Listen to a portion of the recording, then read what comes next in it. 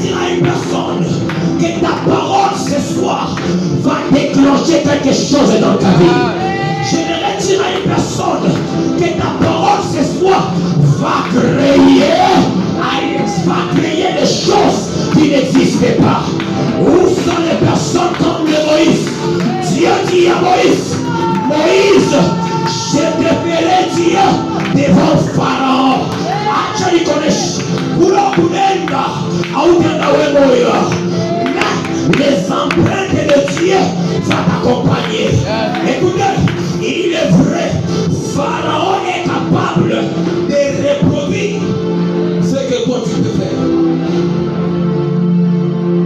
Vous savez ça?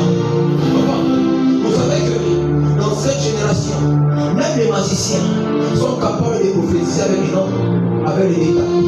Amen.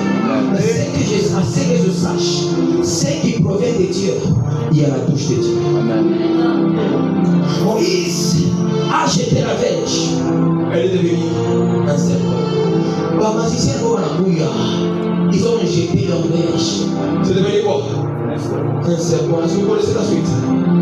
Vous connaissez la suite? Yes. La suite est que lorsqu'il y a l'empreinte de Dieu dans ce que tu fais, ce qui est à Dieu va avaler ce qui est Dieu. Amen. Yes.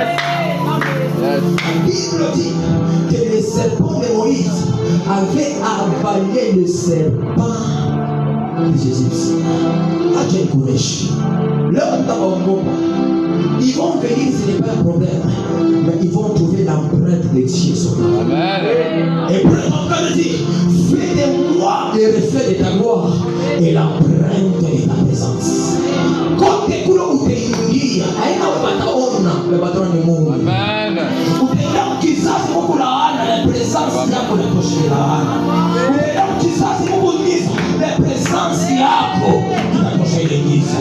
Écoutez, partout où tu iras, tu seras présenté à cause de Dieu.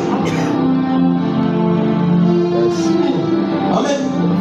Mais ce que je comprends, lorsque dans la saison de Dieu, Dieu enlève l'ancienne et il veut mettre la nouvelle, il commence par un point qui est très capital et un point qui est majeur, les changements d'identité. C'est vraiment identité. C'est vraiment identité. Dans les Kairos, papa, Dieu vient auprès de Jacob. On dit que Jacob, c'est un voleur, un fouillard. Mais les gens n'ont jamais compris que ce que Jacob avait fait était déclenché